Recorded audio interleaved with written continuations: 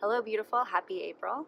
My name is Nixie Marie, and I am here to deliver you a energy forecast and tarot card reading for April.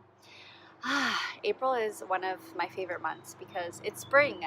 Things are beautiful and blossoming. All the wildflowers are out in bloom. A lot of the energy from the dark hibernation months is slowly dwindling away, and we're starting to feel this sense of like expansion and clarity and knowingness on where to go from all those dark months.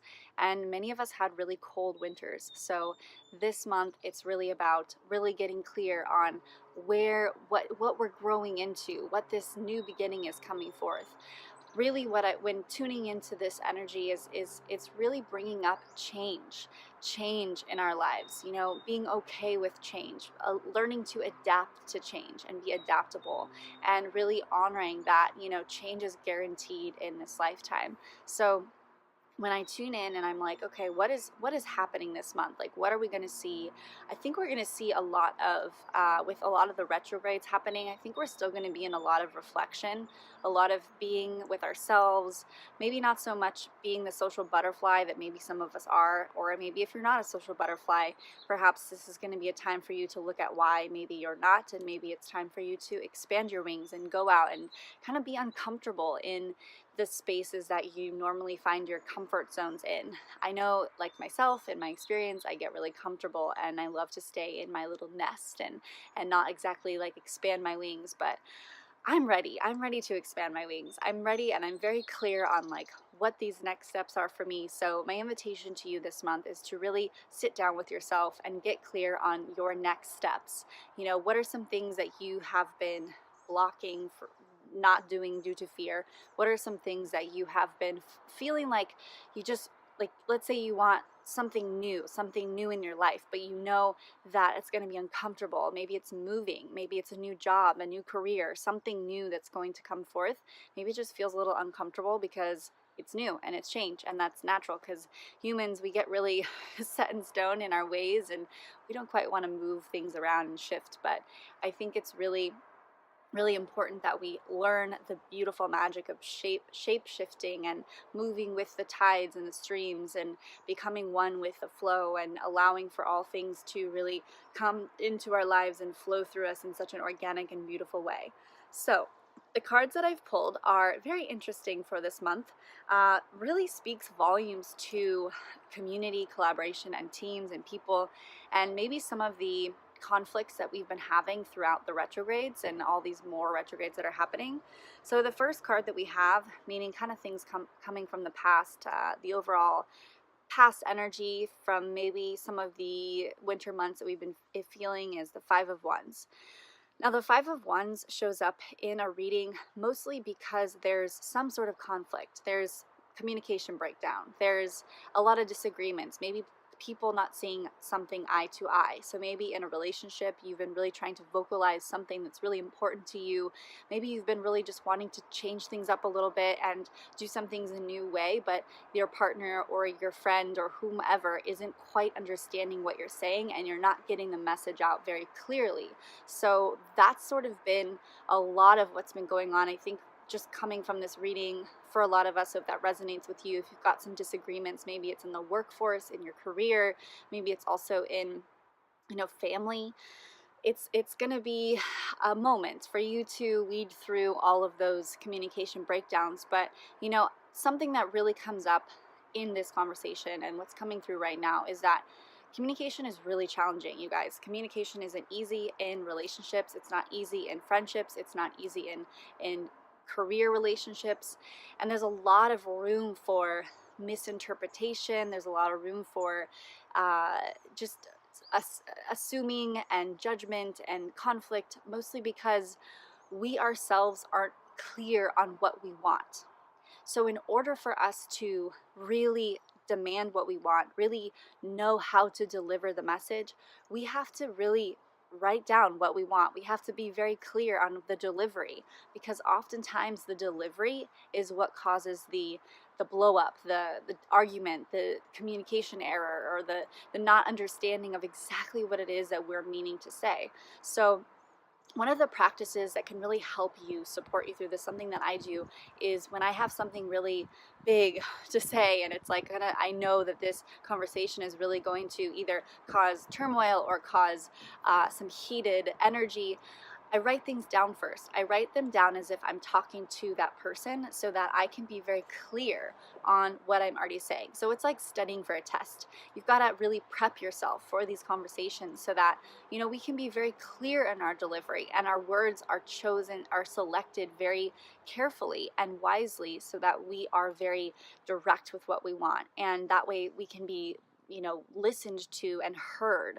There's so many times that we say something but we're not heard and nobody's listening. So the invitation really is with this card is to practice, being very clear on what it is that you have to say, and prepping and doing the work and getting clear with writing, or however it looks like. Maybe you want to record something on your phone as an audio recording and just get it out, get it out, get it out before you jump into that big conversation, before it turns into a disagreement.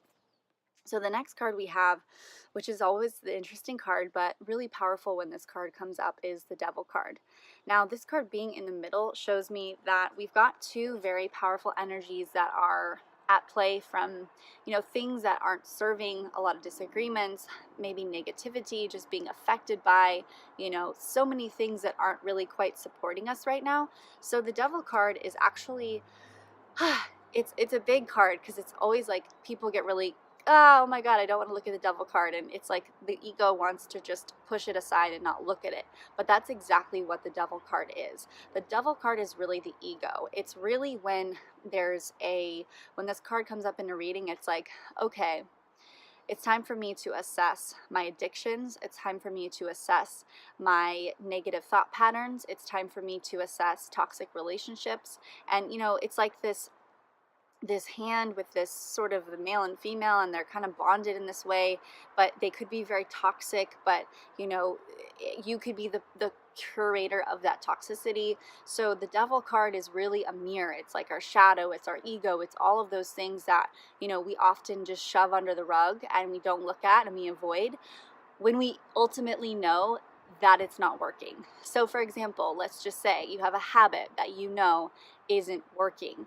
This habit, this card being the middle, is saying you get to clear that habit in order for you to progress and move forward, because it's not serving you, and maybe you think it's going to be harder than it is to let go of, but it's actually not. You just get to make the confident, clear decision that I am no longer feeding this habit. I am no longer doing this, saying make the clear choice and move forward. Tell your friends around you, your peers, that you are making this choice, and see what support you can get.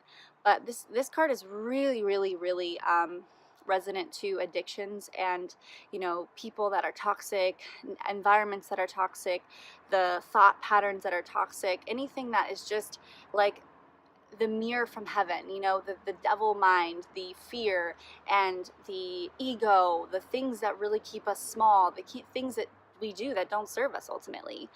There's a book that I've read that I want to invite you to read. It is one of the most profound books I've read in my life when I was going through a lot of my awakening process, and that is Outwitting the Devil by Napoleon Hill. Some of you might have heard of it. Some of you are like, I know Napoleon Hill from Think and Grow Rich, but I've never heard of Outwitting the Devil.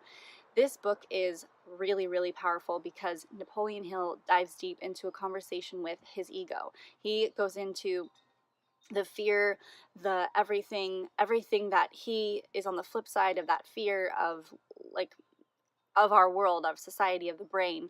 I read it years ago, and it's almost coming up for me again to dive back into, because the devil is actually his conversation with fear. So it's not necessarily like the devil from the devil symbolism like a lot of the organized religions have coined. It's much more like the fear, the things that get in the way of our infinite pure state of joy, and bliss and happiness and love. So I invite you to read that book, and maybe in an audio format, something that can really get you to a closer relationship with your inner demons, your devils, your addictions, your habits that aren't serving you, all of those things that you just gotta shed and shed and shed this month. And it's really powerful because when you do that work, when you get really, really clear on what it is that you're releasing, all of the addiction or things that aren't serving you, guess what's on the other side of that? It's the Ace of Pentacles, which is new opportunities, abundance, things in the material plane really manifesting for you. It's a lot of, prosperity, whatever big, grandiose vision you have, you've really got to let go of those things that are not serving you anymore. So I know we say this all the time, but we can let go of one thing and then there's a new thing that pops up. And it's really like being a human is like really being a shapeshifter, a magician, a witchy woman, just whatever, to really get clear on and shift and let go of and, rid ourselves of these patterns that we put ourselves in, because we could get out of one and then we're right back in another one.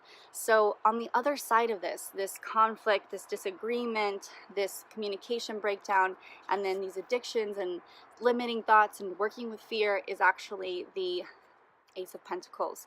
So it's this, new opportunity. Ace being really powerful number and symbol in new opportunities, the ability for these opportunities to really grow into something that is really fruitful and really abundant because it's really rooted in earth. It's rooted in this material plane. It could be like the sign I was talking about, or the conversation that we were talking about earlier, such as change, new beginnings, and rebirth and all of that. That's really what this card is. It's saying I'm ready to experience more of what my experience has been. I'm ready to up level. I'm ready to create growth, expansion around me. And this path that I'm going on is actually leading to a very abundant, prosperous, up leveling life. So that's really what the overall energy forecast and tarot card reading is for the month of April. I hope this served you well, and I hope you have an amazing April. And again, my name is Nixie Marie. I am the host of I Am Goddess Collective podcast, a lifestyle podcast for the modern mystic woman, where we explore all things and topics on spirituality, female empowerment, and entrepreneurship. I hope to see you over there. If you have not yet subscribed to my YouTube channel, or head on over to iTunes and subscribe to the podcast, Castbox, wherever you find yourself listening to the podcast. I invite you over to check it out, see what you think. Many blessings to you. Happy April. Bye for now.